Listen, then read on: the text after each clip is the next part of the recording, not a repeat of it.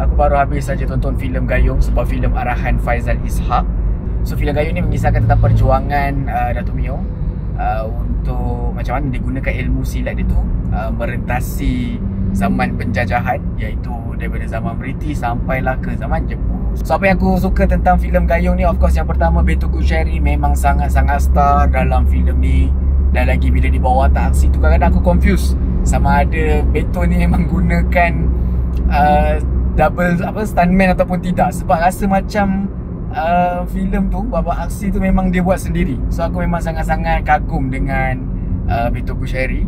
And aku suka juga sinematografi filem ni memang sangat-sangat cantik. Kita seakan-akan macam dibawa ke zaman penjajahan dulu kan. Dia set up tempat pun memang sangat-sangat macam kena lah dengan latar dia. Color pun memang sangat cantik, walaupun adalah CGI yang tak berapa sangat, tapi it's okay. Aku suka, aku enjoy, dan mata aku sedap tengok filem ni sebab dia memang sangat-sangat cantik.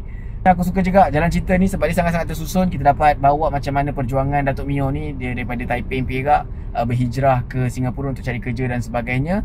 And then dia menggunakan ilmu silat dia untuk mengajar dan memartabatkan bangsa dan sebagainya, which is benda tu memang sangat-sangat relatable dengan bangsa kita, bangsa Melayu.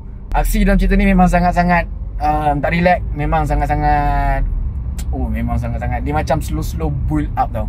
Macam awal-awal cerita kita rasa okay, dah macam menarik, dah tertarik kan. Lama-lama bila dah semakin lama semakin serius dan semakin memang semakin gempak lah kan. Penutup dia pun memang sangat-sangat gemas. Memang orang kata good ending. Maksud aku good ni bukan dia macam happy ending tau, tapi aku rasa macam kita pun boleh relatable dengan kehidupan kita, which is nak selesaikan something ni tak semestinya dengan kekerasan. Dan kita kadang-kadang bila kita tunjuk kebaikan kat seorang tu pun mungkin akan terhutang budi dengan kebaikan kita.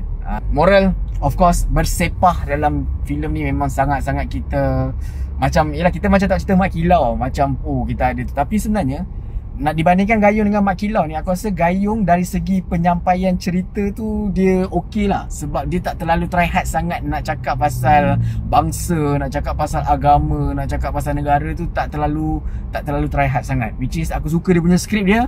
Memang sangat-sangat walaupun dia guna bahasa baku pun aku rasa macam kena lah. Dia macam sedap tau. Aku dengan wife aku dengar tengok filem ni kan, macam berpantun-pantun, tapi still aku rasa macam okey, macam kena lah dengan zaman dia. Kekurangannya mungkin ada certain babak yang agak draggy. Dia tak ada kita rasa bosan sangat, tapi dia rasa macam benda tu melirik panjang dan sebagainya. Bagi aku ada certain emotional babak yang sikit lagi nak sampai, kita macam hampir nak nangis tapi tak adalah nak menengali air mata. Tapi kalau macam emotional betul, kalau dibuat betul-betul yang babak emotional tu, aku rasa okey je. Overall aku suka cerita Gayung ni, memang recommended. Dia enjoy gila tengok filem ni.